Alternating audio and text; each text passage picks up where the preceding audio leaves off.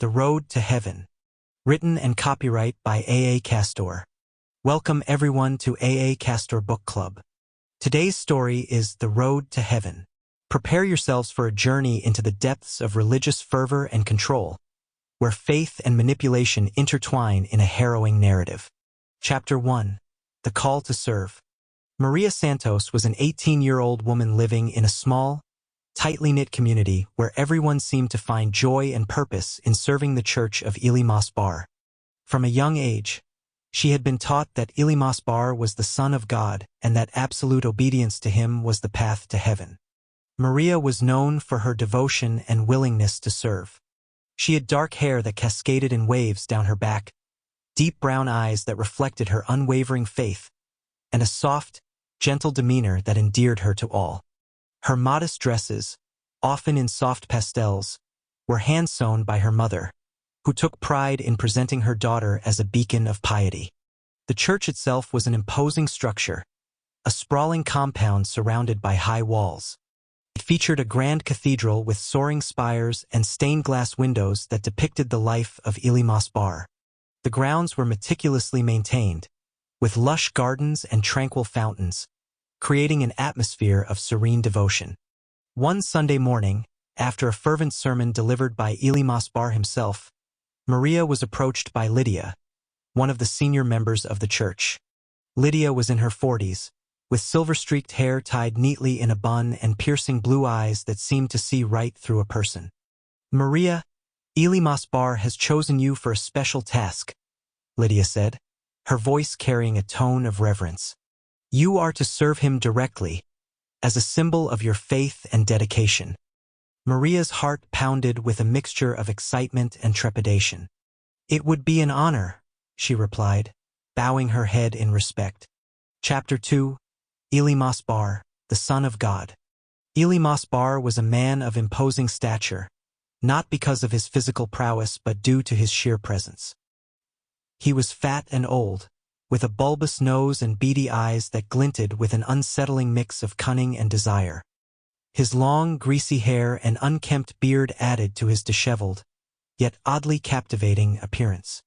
He dressed in flowing robes of rich fabrics, adorned with intricate religious symbols, that gave him an air of divine authority. Ilimas preached about absolute obedience, declaring himself the second coming of God. His sermons were filled with fiery passion and promises of eternal salvation for those who served him without question. His voice, though aged and gravelly, carried a hypnotic quality that captivated his followers. "To obey me is to obey God," Ilimas would proclaim, his eyes scanning the congregation. "Doubt me, and you doubt God himself." Maria's new role required her to move into the main compound, where Ilimas Bar resided. The compound was a place of awe, with its opulent decor and religious iconography adorning every corner.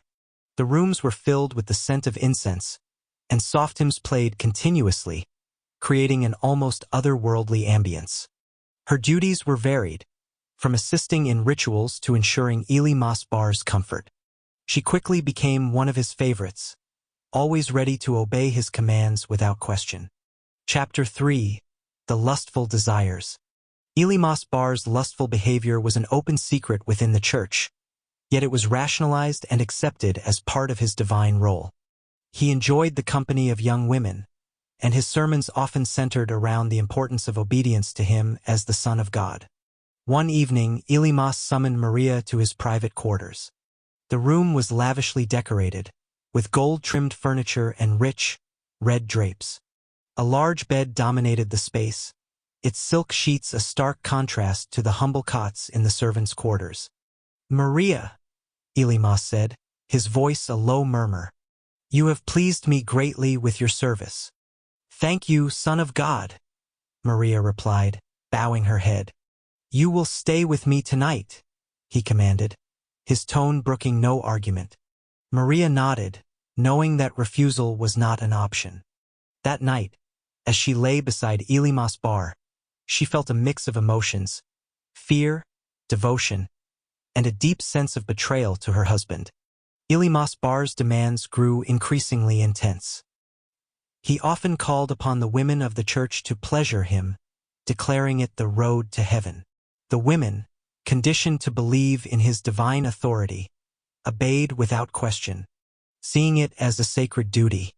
One afternoon, Maria found herself among a group of women summoned to Elymas Bar's chambers. The women, dressed in their white robes, ranged in age from late teens to middle age. They exchanged nervous glances but remained silent, knowing that disobedience meant death. Elymas Bar entered the room, his presence commanding and intimidating. "You are here to serve," he said, his voice echoing in the silence. "To serve me is to serve God." The women nodded, their faces pale with fear and reverence. Maria felt a knot of dread in her stomach but pushed it aside, focusing on her duty. The hours that followed were a blur of ritualistic actions and forced intimacy. Elymas Bar moved among the women, his touch both possessive and demanding. Maria complied, her mind numb with the knowledge that this was her path to salvation. Chapter 4. The Blessing. Elymas Bar's demands continued, and Maria found herself spending more and more time in his chambers.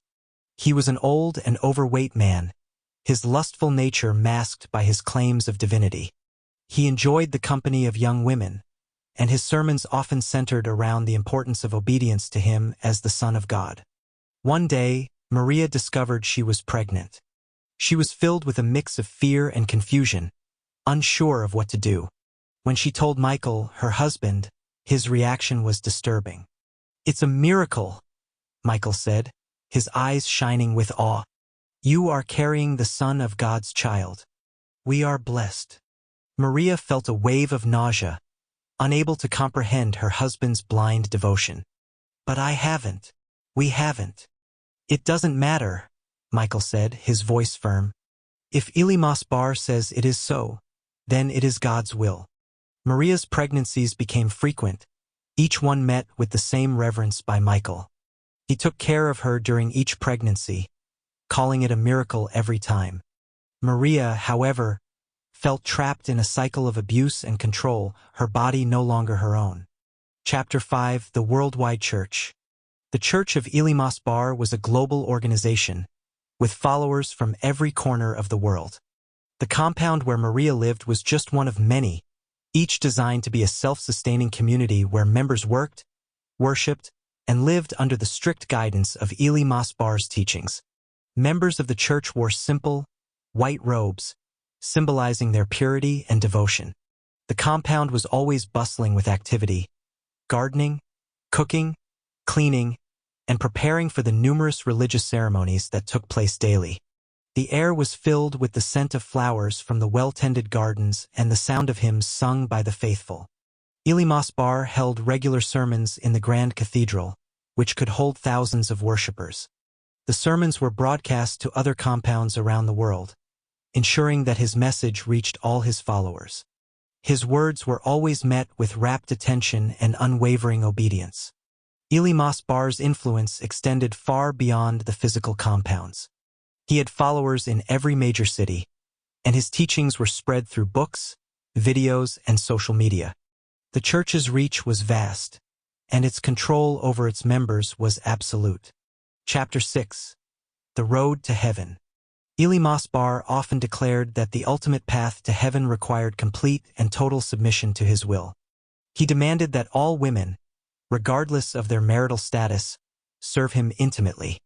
This ritual, known as the Road to Heaven, was seen as a sacred duty. Maria was not the only one subjected to this treatment. Many women in the church, some barely older than teenagers, were brought to Elymas Bar's chambers.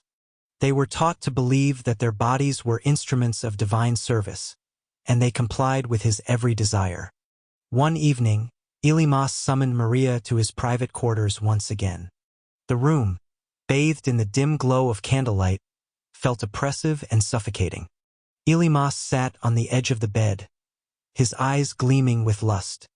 "Maria," he said, his voice a low growl, "you are to serve me tonight, as you have done so many times before." Maria approached him, her heart heavy with dread. "Yes, Son of God," she replied, her voice barely above a whisper. Elymas reached out and pulled her close, his hands roaming over her body with a possessive grip. "You are mine," he murmured, his breath hot against her skin. "To serve me is to serve God." The encounter that followed was a painful blur for Maria. She complied with Elymas's every command, her mind numb and detached.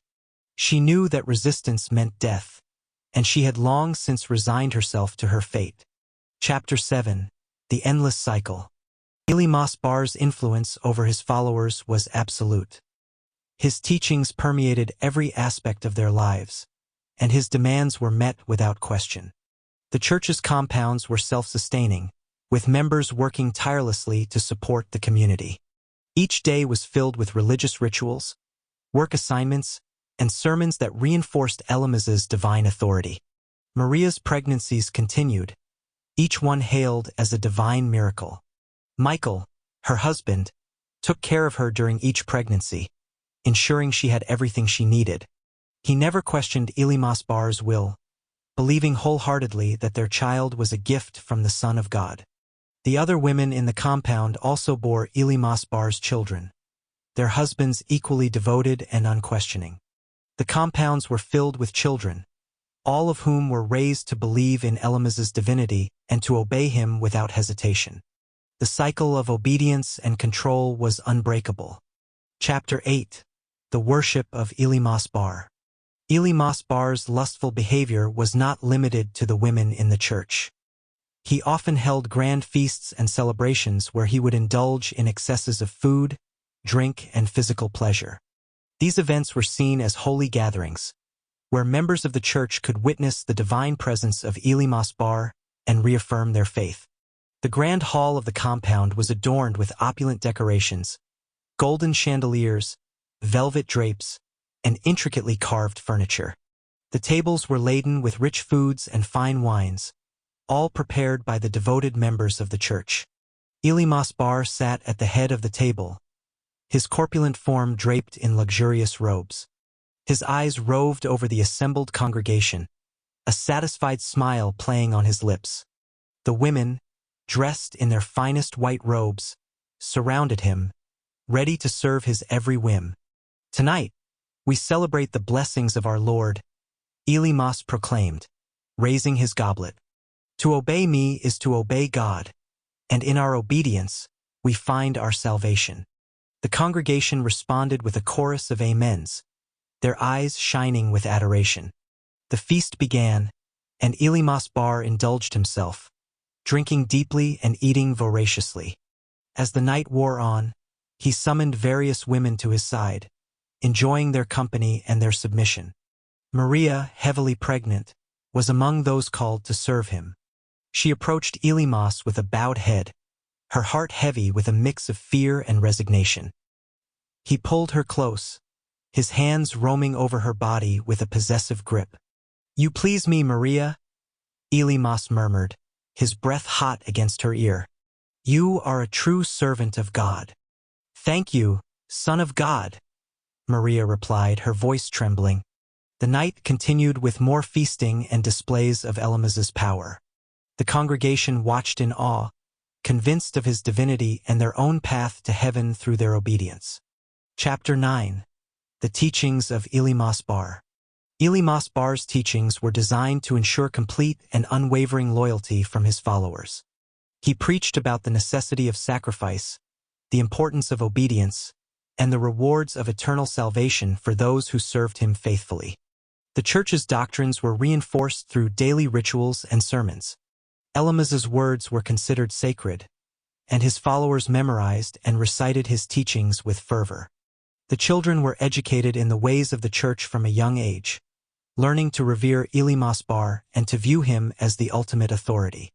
One morning, during a particularly impassioned sermon, Elymas addressed the congregation about the role of women in the church.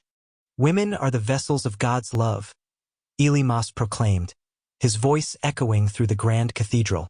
"Through their obedience and submission, they bring forth the children of God and ensure the continuation of our holy mission." The women in the congregation, including Maria, listened with rapt attention. They believed that their bodies were instruments of divine service, and they took pride in their role as bearers of Eli Masbar's children. Elimaz's teachings also emphasized the consequences of disobedience. Those who questioned his authority or failed to comply with his demands were severely punished. The punishments were public and brutal, serving as a warning to others about the dangers of defying the Son of God. One evening, a young woman named Clara was brought before Eli Masbar. She had been caught trying to leave the compound, an act of defiance that was considered a grave sin. Eli Mas addressed the congregation, his voice filled with righteous fury. "Clara has betrayed us all," Eli Mas declared, pointing an accusatory finger at the trembling woman. "She has turned her back on God and sought to leave our holy sanctuary. For her disobedience, she must be punished." The congregation watched in silence as Eli Mas ordered Clara to be flogged. The lashes were delivered with brutal precision, each strike eliciting cries of pain from the young woman. Maria watched with a heavy heart, knowing that any attempt to escape or resist would result in similar punishment. Chapter 10. The Unending Devotion. The church's control over its members was absolute. Eli Masbar's teachings permeated every aspect of their lives, dictating how they worked, worshipped, and even thought. The compounds were isolated from the outside world, creating an insular community where Elimaz's word was law. Maria's pregnancies continued, each one a testament to Eli Masbar's influence and control. Michael, her husband, remained devoted, never questioning the circumstances of their children's conception. He believed wholeheartedly in Elimaz's divinity and saw the pregnancies as divine blessings. Elimaz's behavior grew increasingly erratic and indulgent. He demanded more from his followers, pushing the boundaries of their loyalty and submission. The women continued to serve him, their bodies and lives wholly dedicated to his desires. Maria found herself growing more despondent with each passing day. The weight of her pregnancies and the constant demands of Eli Masbar took a toll on her physical and mental well-being. She felt trapped in an unending cycle of obedience and control, with no hope of escape. Chapter 11. The Breaking Point. As the years passed, Maria's desperation grew. She had given birth to several children, each one hailed as a divine miracle. The other women in the compound shared similar experiences, their lives revolving around their role as bearers of Eli Masbar's children. One night, Maria found herself unable to sleep. She lay in her bed, her mind racing with thoughts of escape and the possibility of a life beyond the compound. She knew that leaving would be nearly impossible, but the thought of staying and continuing to serve Eli Masbar was unbearable. She decided to confide in Michael, hoping that he might understand her anguish. She found him in their small quarters, reading from one of Elimaz's holy texts. "Michael, we need to talk," Maria said, her voice trembling. Michael looked up, concern etched on his face. "What is it, Maria?" "I can't do this anymore," Maria confessed, tears streaming down her face. "I can't keep living like this, bearing his children and serving him without question. It's too much." Michael's expression hardened, his devotion to Eli Masbar unshaken. "Maria, you mustn't speak like this. Eli Masbar is the Son of God. To serve him is our divine duty. We are blessed to be chosen. But what about our lives?" Maria pleaded. "What about our own happiness and freedom?" "Our happiness and freedom lie in our obedience to Eli Masbar," Michael replied firmly. "He is our path to heaven. We must remain faithful." Maria realized that there was no convincing Michael. His loyalty to Eli Masbar was absolute, and he saw any dissent as a threat to their salvation. She felt a crushing sense of hopelessness, knowing that she was truly alone in her desire to escape. Chapter 12. The Final Decision. Maria's desperation reached a breaking point. She felt trapped, with no one to turn to and no hope for a future beyond the oppressive walls of the compound. The constant demands of Eli Masbar and the blind devotion of those around her weighed heavily on her soul. One evening, after a particularly grueling session with Eli Masbar, Maria made a decision. She would end her suffering the only way she knew how. She would take her own life. She waited until the compound was quiet, the members asleep in their quarters. The moon cast a pale light over the gardens as Maria climbed the stairs to the top of the grand cathedral. The wind was cold and biting, but she barely felt it, her mind numb with the finality of her decision.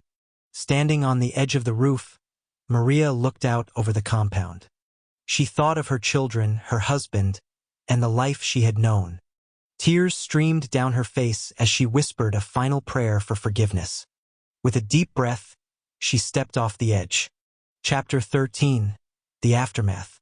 Maria's body was found the next morning, lying broken on the cobblestones below the cathedral. The news of her death spread quickly through the compound, and the reaction was one of shock and disbelief. Elimas Bar's most devoted servant has taken her own life, the whispers went. What could have driven her to such madness? The members of the church gathered around her body, their faces pale with horror. Elimas Bar himself appeared, his expression one of feigned sorrow. He addressed the congregation, his voice carrying a note of righteous indignation. Maria was a faithful servant, but she was also weak, Elimas proclaimed. The devil must have taken hold of her mind and driven her to this act of insanity. We must pray for her soul and redouble our efforts to remain strong in our faith.